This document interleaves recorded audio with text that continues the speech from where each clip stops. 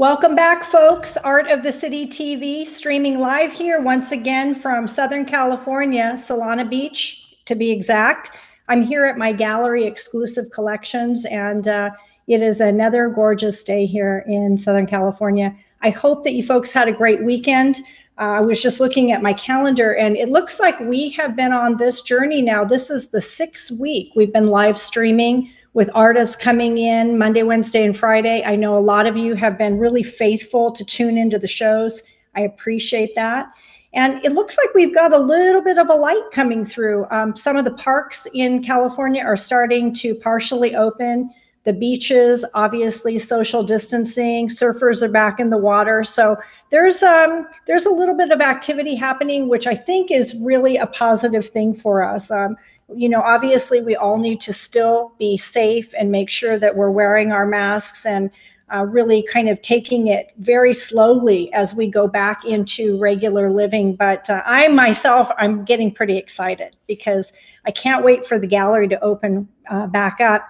We've got some shows that we're actually already planning. So for those of you who are locals, we have Michael Floor. We normally have our show in June, and we had kind of held off on advertising that, but it looks like we'll have Michael June 20th and 21st, fingers crossed. So, you know, you can mark that on your calendar. And as many of you know, here at Exclusive Collections, we are celebrating 25 years in the gallery business. So we will be having our 25th year anniversary show, group show, and appropriately, we're doing that on July 25th. So again, mark your calendars. It's going to be a big shindig. I know we're all excited. We may still have to be wearing masks, but we'll make the best of it, and you folks can come down to the gallery and see us.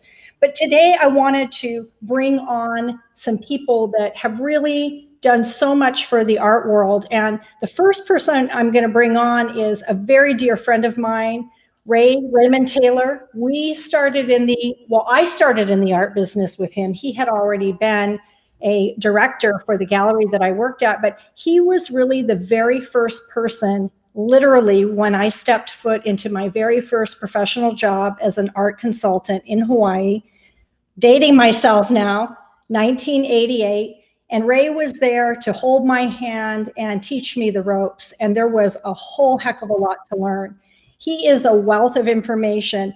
Ray went on to some pretty great things after that. Prior to working at Images, he was a docent at the Salvador Dali Museum. That's a mouthful. And then he went on from there to being a TV host. So he's been teaching people about art. He was saying that this year marks 6,000 TV shows that he's done. He's also directed, he has written these TV shows, and it's all about art. So he's going to be a really source of information. He's going to teach us about the value of art. And then after that, we're going to go down to New Orleans and meet an amazing artist, Michael Guidry, who I had the pleasure of interviewing right before this happened. When we had lockdown, but I was able to go into his studio and view his artwork. So he'll be on the show shortly after that. But sit tight. Let me see if I can get Ray Taylor on. Let's see if we've got Ray. Let's see. Looks like Ray might be having a tough time getting on. But while he's coming on to the show, I also wanted to just mention that it's Mother's Day. Don't forget Mom. I know we've been sequestered a lot from our loved ones, but we are bringing on some really beautiful pieces of art onto our website. And so if you go to ecgallery.com, you look under the store there, you're going to see a whole section devoted to Mother's Day. And there's still time because I believe Mother's Day is on the 10th this year. And so we'll be able to ship that artwork directly to your mom. And I'm sure she'd be really thrilled to get a unique piece of artwork from you. So keep that in mind. And let me see if we're going to get Ray to come on. And it looks like Ray is having a tough time coming on. So what we're going to do is I'm going to switch gears like I often do. And we're going to go right to New Orleans to Michael Guidry. So let's see if we can get Michael. Let me see if I can unmute him and put him in screen here. Sometimes it takes a second, folks, so I appreciate your patience. Okay, there we go.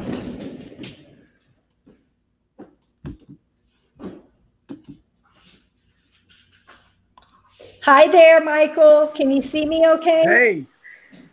How are you lost today? Sound. You did? Are you losing sound now, or can you hear me? Go ahead and Hi. That's okay. Go ahead. All right, and I'm going go to log out right of back in. Okay, there we go, folks. So this is your typical Monday. We've got people coming in and out. But in the meantime, why don't you go ahead and stream some questions that you have there? I know that Ray, once we get him on, he is a curator of art, which means that he is helping folks, big corporations, build their collections. And so he's going to have a lot of information for us to really give us a whole understanding of the value of art. But in the meantime, I think we got Michael back on here. Let's try this again. Okay, do we have contact? Very nice. Hi. Hi, Michael. Can you hear me okay now? Yeah, I can hear you very well. Okay, perfect. So I was just sharing with the folks, Michael, what a great pleasure it was for me to come to your studio and interview you. How have things been going since that time? Because we, the film crew and myself, we just got out just in the nick of time before everything went nuts. And I know you were working towards your big show of the year, which is Jazzfest in New Orleans. Yeah. How are things going for me? Yeah. It's been interesting. At first I thought that, I would just be cranking out work during all this. And then I realized that our 3-year-old was going to be staying with us. So that makes things a little bit challenging to work, but we're having fun. Things have been great. Everyone's safe, and it's a high-spirited town, so it's hard to let it get you down. Well, I appreciate your optimism, because I know that as an artist, Jazzfest really represents a big portion of your ability to create art throughout the entire year, because don't you make the majority of your commission sales and your sales there? Yes. Yeah, I do. I do well at the show, and then spend most of the rest of the year doing commissions that I get from that particular show. So it's going to change things around this year, but I'm kind of excited. I think I need to get a little bit more dynamic in my my business knowledge and the things that I want to apply. So it's going to be interesting. Well, it's very rare that an artist can juggle both. So kudos to you if you can do the business side and the art side. Right. Now, people, the viewers here, some of them are probably coming in that are your collectors, but there's many people here that have not seen your work. So maybe if you can share a little bit and show us some of your work, and then talk a little bit about what you create, because it's pretty amazing. Sure. I'm kind of a mess here because I'm still in the middle of my renovation, but I'll kind of show you around. I guess I'll reverse this. Here we go. So this is I'm going to just pan my studio.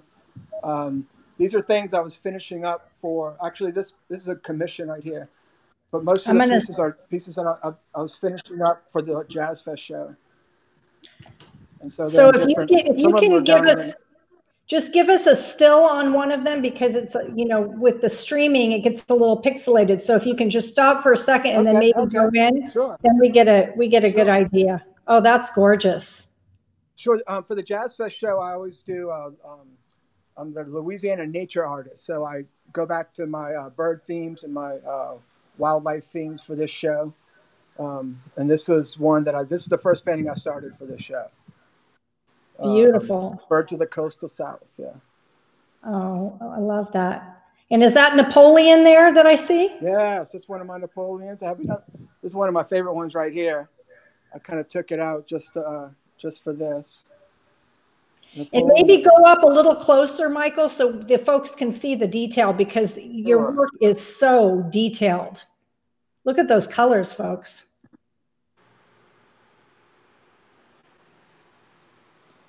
One of my tropical themed Napoleon paintings. And Napoleon's a pretty important character there in New Orleans. Yeah, you know, he was supposedly he was going to escape to New Orleans, so everyone sort of has built a lot of myths around it and a lot of mythology in the quarter right where he was supposed to be, like the Napoleon House. Right. Yeah, yeah. This is my marsh fire painting, a pelican painting.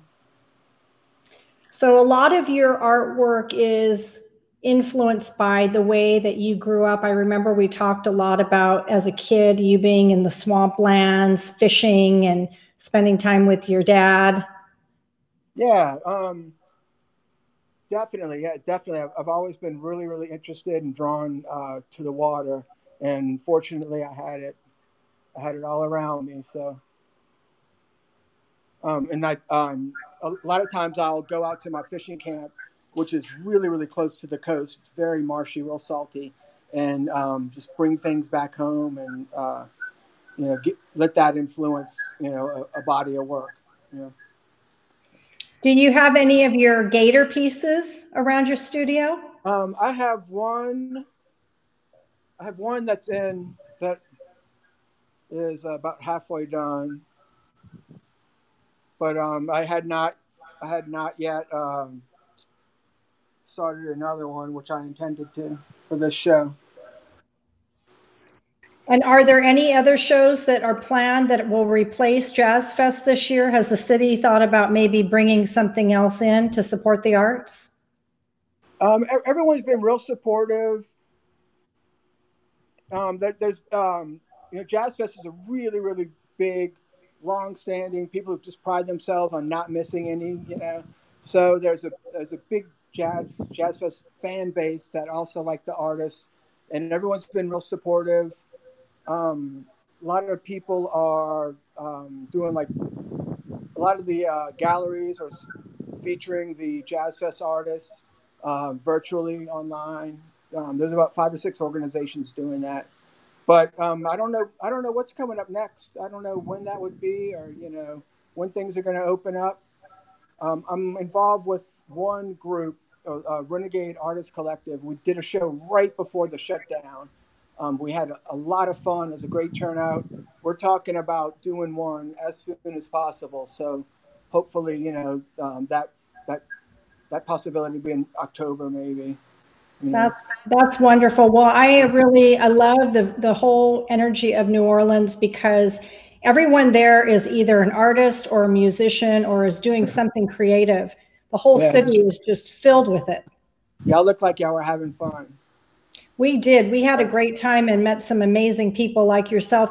So why don't you share a little bit with the folks your execution? So do you work on canvas or you work on board? I do a little bit of work on wood panel, but mostly a linen. I like a heavily textured linen. I do burlap on wood, where I encapsulate burlap on top of a wood panel and get a lot of texture from that. This is one of the pieces done that way. This is one of my pineapples. But I don't know if you can see the texture. Oh, yes. And the colors are so beautiful. Yeah, the light really goes through, bounces off of these for some reason, and it's really easy to get some very light, sort of dramatic, strong effects from it. So take us through your process. So you have the medium that you're creating on, and then are you drawing? Do you draw? Because everything is so precise with your work. Yes. Yeah, draw.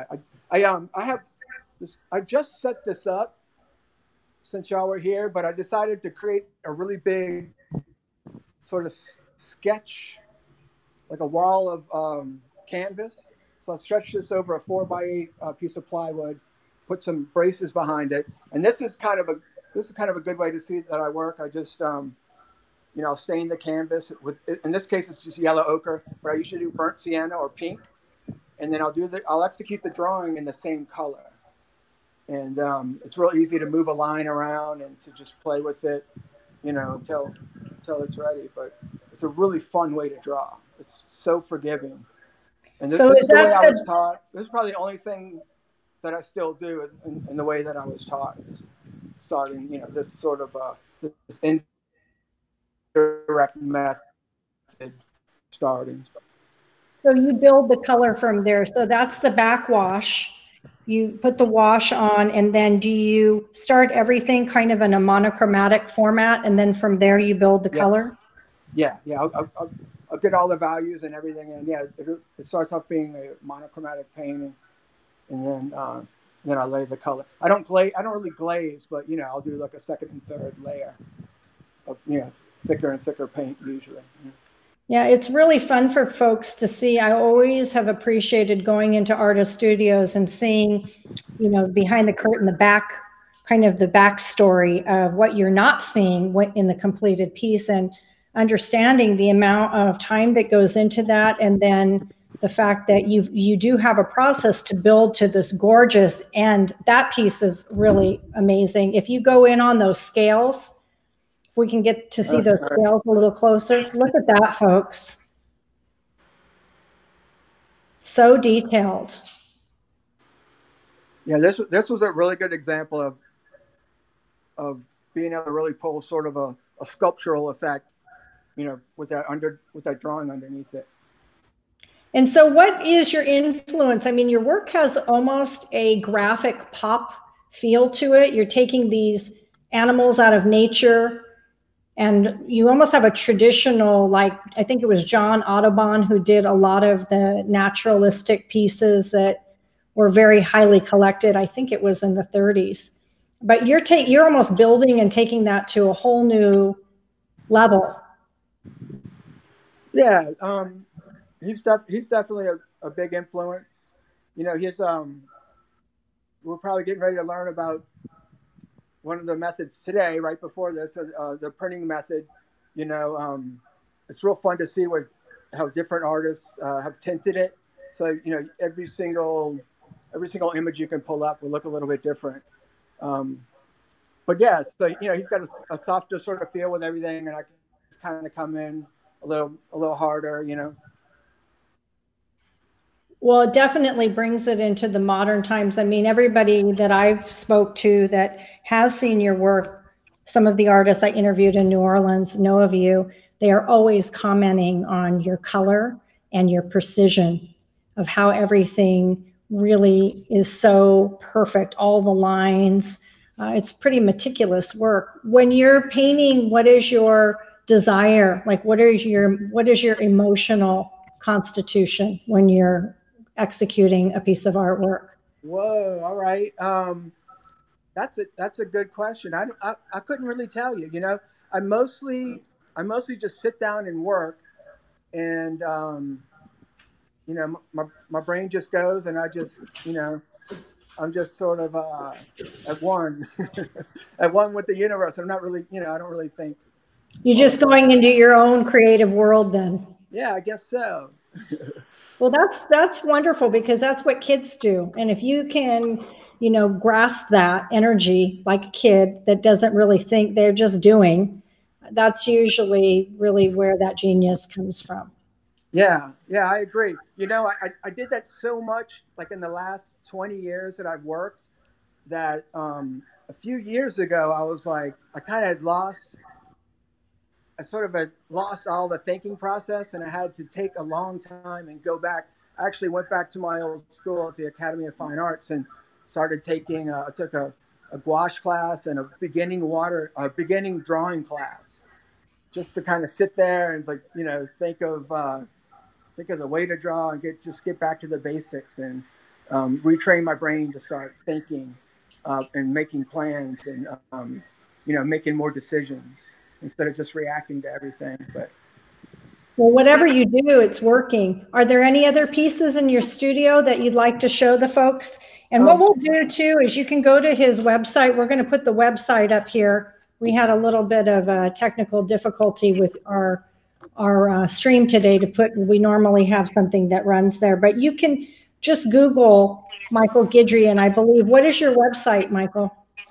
it's mguidrystudio.com.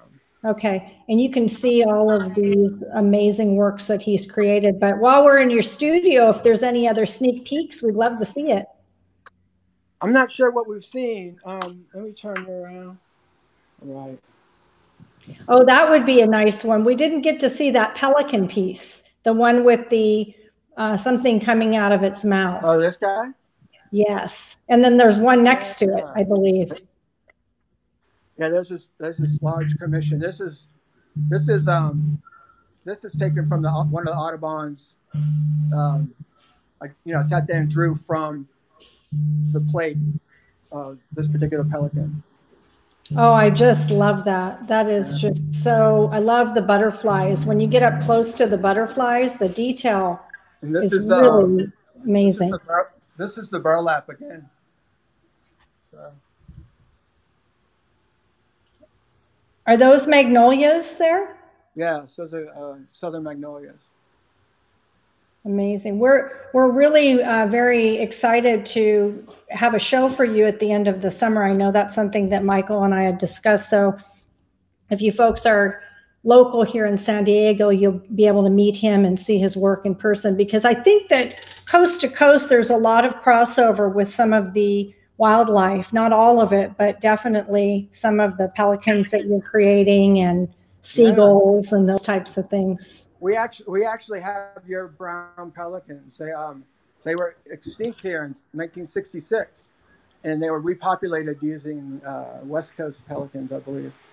I had read something about that when I was down there. I think that's wonderful. Well, you are really a delight. You know, your work is so unique. I haven't seen another artist that is creating what you're creating, and the way that you're almost like bringing in surreal ideas with the butterflies and the birds, and you're combining all this wildlife together. It makes me get a big smile when I look at the work. That's the desired response. Thank you. Yeah, it's wonderful.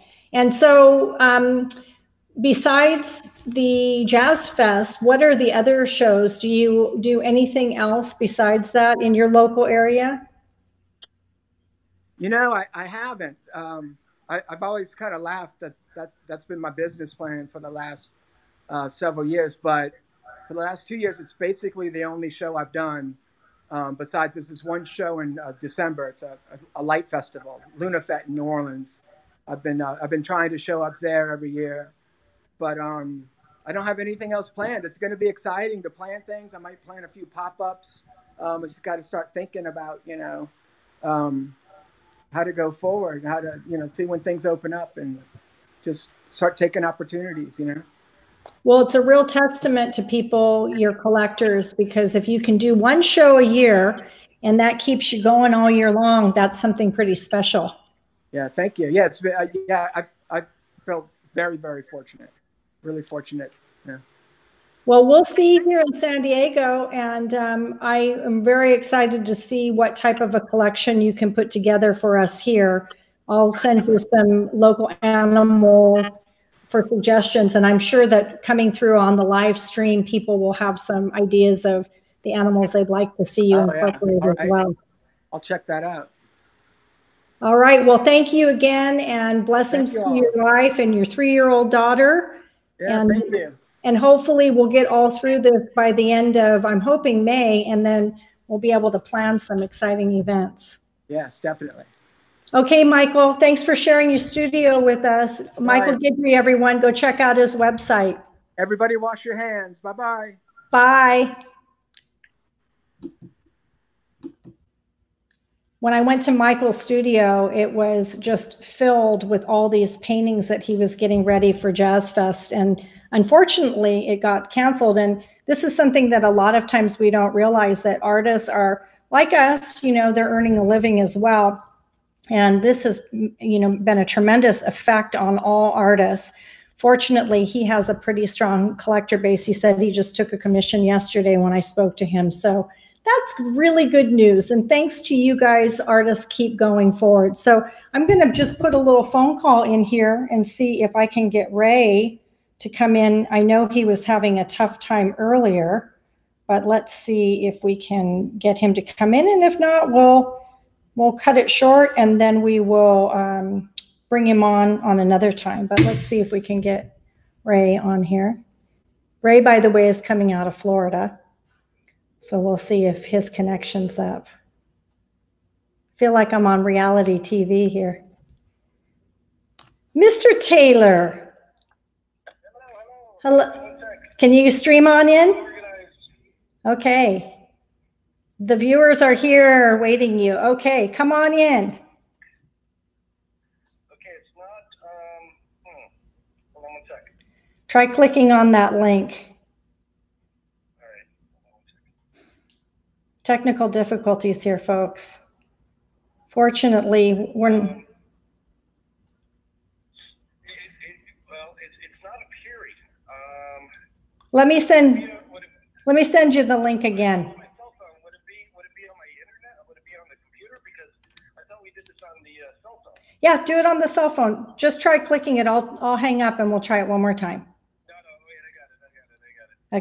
Okay, bye. Okay, he's coming on, folks. It's a good thing we're not getting paid to do this, because I'd be stressing out. But I know you guys are all my friends and you love me and I love you, and welcome to live streaming TV.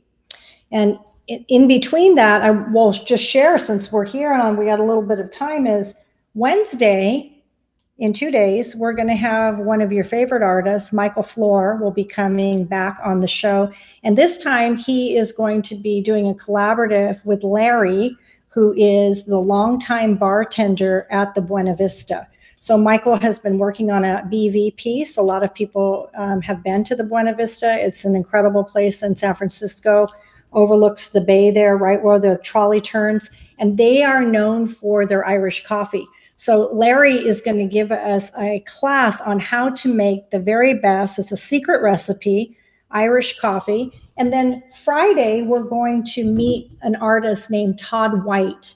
Todd White is an internationally acclaimed artist. He shows all over the world, but really where everybody is going crazy about his work is in the UK. He has a huge UK following, really nice guy, and he'll be coming on to the show. And then we also have a musician, Michael Guidry, who is here locally in San Diego and does acoustic guitar. So that should be really fun.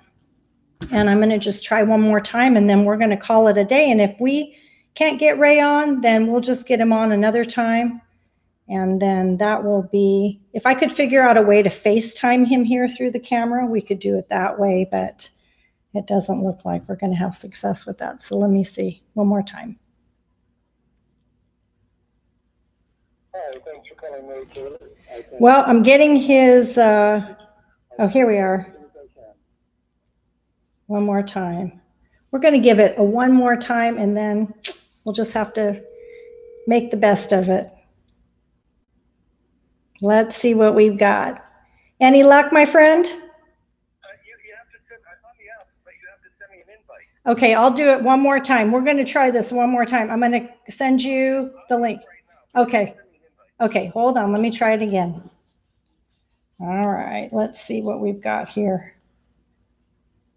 So if any of you ever want to do a live television show, get ready for this, even if it's a local thing, Facebook streaming, because you just never know what you're going to get.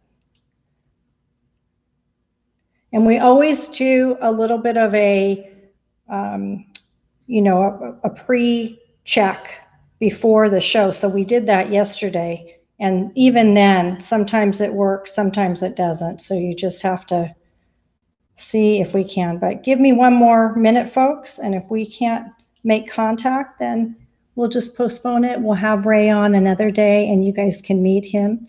One of the things I did want to mention, since again, I have a little bit of time, is I've been really appreciative of you folks, your requests for certificate updates.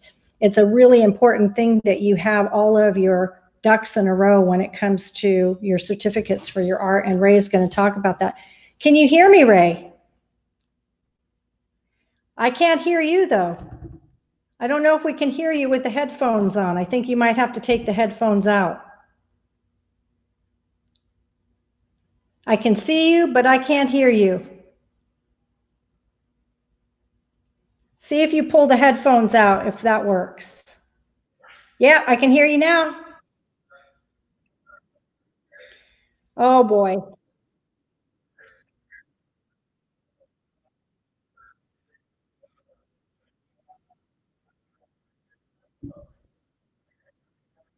Okay, let's see if we can get Ray. Can you hear me, Ray? Well, I can hear you, but I did send you an email that my cell phone's broken and the speakerphone function doesn't work. It's en route. Here. I have a cell phone. You're here and you Can look you hear great. me? I can hear you. You look great. Everything's back on, and we made contact. Everyone here, meet Mr. Ray Taylor.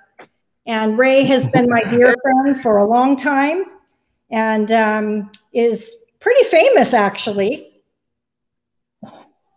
Yeah, I always tell everybody I'm famous, but I'm not rich. I'd rather be rich than famous. Well, Ray, I was singing your praises earlier just about how my first interaction in the art world, you were there, you held my hand through the whole process of learning about art. And a lot of the folks here have been collectors. Some know more about art than others, but you know, one of the questions that always comes up is what makes art valuable? And if I thought if anybody could answer that question, it would be you. Well, we have to go back to basic economics, and I'm going to be talking today about three things: the heart, the mind, and the wallet. And might as well jump right into the wallet. One of the great indicators or economic equalizers of wealth, what is wealth, what is value, believe it or not, began with a man's suit. For over 200 years, the price of gold was always, an ounce of gold was equal to the price of a man's suit. And how do you determine value of a man's suit and an ounce of gold? Ounce of gold, it's easy. You have to dig it up, so you've got labor and miners and intrinsic value. But a man's suit, you have to know a shepherd. And that shepherd has to shear his sheep and take it to a weaver. The weaver has to clean the wool, and then he has to spin the yarn into threads, and then he has to weave you a suit. Then it goes to a tailor. Now, I'm going to say close to around the era of World War I, roughly, with about 50 years on either side, the gold standard was $35. And you could buy a decent man's suit, handmade, for the gentleman for about $35. So when it applies to art, now today, an ounce of gold is going to run you about $1,700, and that's what it would cost for a decent handmade tailored man's suit. Now, I know you can go to a discount mall and get a workable suit for $300 or $400, but I want to quote my friend Joe Nauman. He said, "Ray, the only thing worse than a cheap suit is cheap tools." So true. Anywho, so that gives us value. So when you walk into an art gallery, not only are you looking at, again, the heart and the mind, I'm talking about the wallet. I love it when people walk into an art gallery and go, I love it. I don't know what it is. I don't know anything about art. I don't know if it's art, but I know I love it. And to me, that's wonderful because you've made a connection. So that has value. It's like, why would people spend $1,000 to sit in the front row at Pavarotti concert? It stirs the strings of their heart, and that has value. So getting back to art, good art reflects the era of the time the artist lived in, and it conveys human emotion. And to arrive at that place in history, you have to be a trained artist, not only trained in your hand, but trained in your brain. And what do I mean by that, trained in your brain? For example, let's just say I wanted to throw paint, splatter paint, do a drip painting, an action painting, just like Jackson Pollock, and boy, oh boy, I could sell it for, a Pollock painting sold, I'm pretty sure, over $50 million. No, $100 million. It was sold by David Geffen to Steve Cohen, the hedge fund investor, at $100 million. Wait, what was it? Yeah, it was $100 million. It was. And in any event, what would happen if I threw paint at a canvas and just spattered it all over? It'd be too late. I might be able to get you $50, Ray. Right, right. So again, it's history. It's the fame of the artist in your place in history. It's like right now, if I wrote the swinginest disco song, not too many kids would care. I don't think I'd sell too many records. And again, you're 50 years too late. So you have to be at that place in history, and you have to have skill. And I don't care if you're a piano player or a data entry clerk. It matters if you have skill. I don't think you'd want a bunch of clowns flying your airplane, and I don't think I'd want to go to a circus and have a bunch of pilots and flight attendants trying to put on a good clown show. So Ray, let me just ask you something. So you have a collector Sure. that goes to the local art fair. Nothing wrong with it. You and I are both art lovers. We encourage all forms Sure. of art.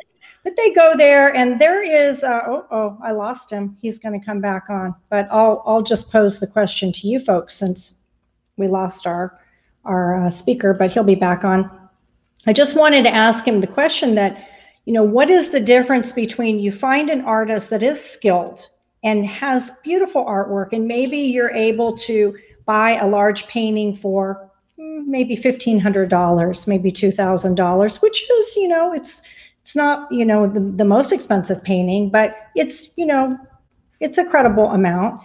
What makes that artwork more or less valuable than an artist that you find in a gallery? Take an artist like Michael Floor. This happens to be one of my favorite paintings. I'll move over. You can see it. This is Royal Street. This happens to be an original. And this painting right here would command, because it's an original for print, and Michael Floor is internationally collected artist, this would be $60,000. Michael is in his mid-40s, and he has impacted the world. So I'd like to hear more from what Ray has, if we can get him back on the screen here, to talk about the value of, it's somewhat subjective, and I think he's coming back on here. Let me bring him back. That's okay. I'm very, very clumsy. You usually have the professionals filming you. That's why. Yeah, I shouldn't poke around. Filming him. So Ray, real quick, in a nutshell, my question was to you before you dropped off, and I posed it to the audience, is that, you have someone at a local art festival. They are skilled, meaning you look at the work and it is, maybe they went to art school. It's clearly great art. You buy a nice size painting, maybe it's $1,500, $2,000. And then I referred to somebody like Michael Floor. I have this original painting here. This is valued at $60,000. Why the divide? What makes artwork? We're talking about not the heart, like you talked about, our appreciation, but the actual monetary value. What sets the price of art? All right, let's go back to the wallet. Let's go to hardcore economics. And simply put, in Keynesian economic terms, it's supply and demand. I can go to the local pub and hear somebody sing the blues. If you want to, go hear Adele in the front row, those tickets are $3,000. It's the same song, it's the same thing, but you're paying for genius and what the market will bear. I mean, this is the reality that we live in, what the market will bear. And for example, they almost a year ago today, last May, 2019, they had a Claude Monet painting of, it was 3 haystacks. It was in the New York Times and a lot of art publications. 3 haystacks and a rising sun. The auction estimate set by Sotheby's and experts the world over. A piece of canvas. It's about 3 by 4 feet. It's just canvas and wood, little paint. Pre-auction estimate $55 million. In 8 minutes, it went to $110 million. Wow. So there's something to be said. And great art has great value. It has stood the test of time. It's, you get what you pay for. You get what you pay for. And frequently I get the question, what's more valuable, a serigraph or a lithograph? And I'm like, well, if you have a lithograph by Ralph Picasso, and then you have a lithograph by, an etching by Pablo Picasso, again, it's everything combined. And that's why you need an expert like Ruth Thorn to hold your hand and lead the way. Thank you, Ray. I appreciate that. Because you're a good person. You're one of the best people I have ever known, and I want to brag on her. I've known her since 1985, and she walked into that art gallery bright-eyed and bushy-tailed, a little wet behind the ears, and took it to heart. I mean, she wanted to open it. Nothing but, with you, it's nothing but blood, sweat, and tears and hard work, Ruth. You earned everything, every gallery, every art show. You earned it the old-fashioned way, and I am proud of you. I really am. And anybody that knows you, anybody that buys art from you is lucky, because they're not just getting art, they're getting history. Thank you. Well, one thing Ray and I have shared is the passion for art, and that is something that we, you know, Ray's like my brother in that sense. We have, you know, both traversed different paths in the art world, but clearly the one thing that we both have had is a passion for the arts. So Ray, when you are sharing with a collector, let's just say, you know, we're like somebody like me or you know, you want to build a collection. You know, you're not a Rockefeller, so maybe you're not going after a $55 million Monet. What would be the best way? And you also want to have things that you are going to get that non-monetary enjoyment from, dividends, which is daily looking at the artwork in your home. What's the best way to approach that? Okay. You know, I got this question over 20 years ago, and it took me years to formulate a proper answer. And these are my rules, and you can have them, and everybody can have them. I have 3 rules for buying art. How do I buy art? A client, gosh, it's got to be 25 years ago, asked me, Ray, how do I buy art? It's a simple question, boy, but it'll make you think. And I think it really took me 10 years to come up with this. Number 1, buy what you like. Simple, right? If you don't like it, don't buy it. I had a chance to get a Pablo Picasso etching. It was $6,000. I didn't have the money, but I knew it was a valuable Picasso and I should buy it. Didn't like it. Well, today that etching's about $18,000. Should have bought it. Doesn't bother me. I didn't like it. So buy what you like. Can't go wrong. Number 2, buy quality. If you're going to buy Ralph Picasso, 30 years from now, you're going to have an old Ralph Picasso. Buy quality. Always buy quality. Deal with a reputable dealer. Talk to people you trust. Do your homework. Buy what you like and buy quality. And last but not least, and this is kind of obvious, buy what you can afford. Now, if you've got 7 kids and 4 are in college and the other 3 need braces, maybe you shouldn't be buying a $30,000 Picasso right now. True. So let's take those 3 rules. Let's take those 3 rules, turn them around backward. Can I afford it? Yeah. Am I getting quality? Yeah. And do I like it? And if you follow those 3 rules, you'll never go wrong. I have worked, so you can tell I'm old now. When this quarantine is over, I'm getting a haircut. Lori says I'm starting to look like Grandpa Munster. Well, I am. But yeah, one thing about collecting art, it doesn't get old. It's like fine wine. I have works of art that I have literally bought 40 years ago. What was the other thing I was thinking of the other day? I don't think we met. Did we meet 85, 95, 2005, 2015? You said we met 30 years ago.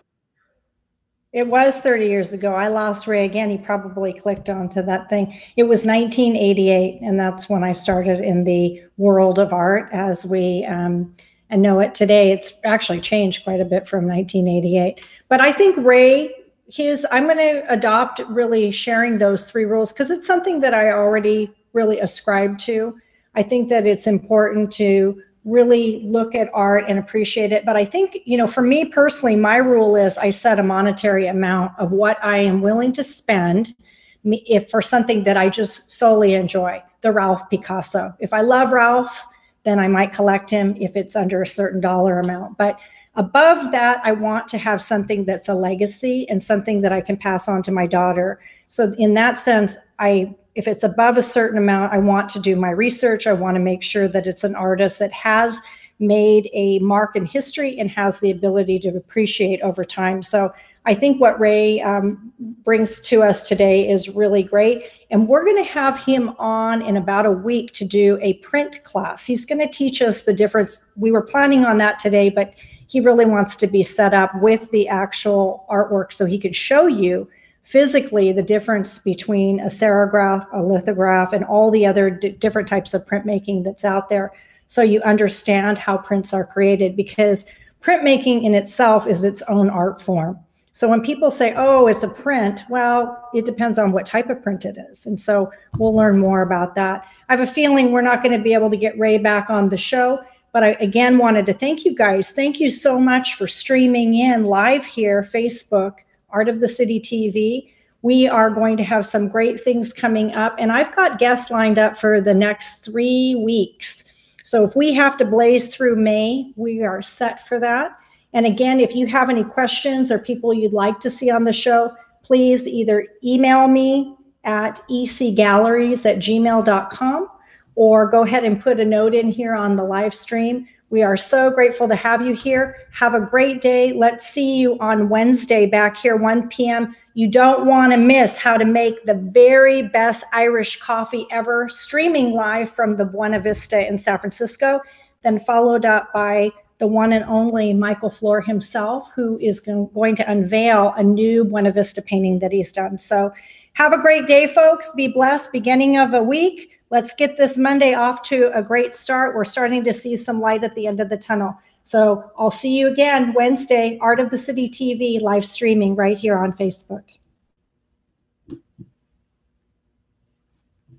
Oh, we got Ray back. Let's just say a quick goodbye. I was signing. Okay, everybody. Anything you want to share with the folks before? No, just keep collecting art. And another thing I recommend is, now that we're all safely quarantined, read an art book. I used to read a lot of adventure novels, a lot of, the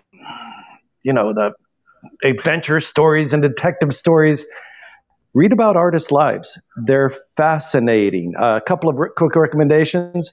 If you want controversial, read about Picasso. If you want intellectual, read about Dali. If you want love, read about Marc Chagall. That's it. I miss you, Ruthie. I want to come to LA when all this craziness is over. Hey, Ray, I just I love you. To the folks here that you're going to give us a class on prints and how prints are made. So let's get that scheduled. I know you wanted to have that set up so we could see. Right. I'd like to do it in the studio with a cameraman and all the proper, you deserve it, Ruth. Only the best for you. And only the best for the viewers here. Okay, Ray. Yeah. I'll see you next week. Let's see if we can get that on the schedule. You got it. I'll talk to you soon. All the best. Okay. Bye, Ray. Bye. Okay, folks. Again, have a great day. Monday, Art of the City, live streaming from Facebook. We'll see you on Wednesday.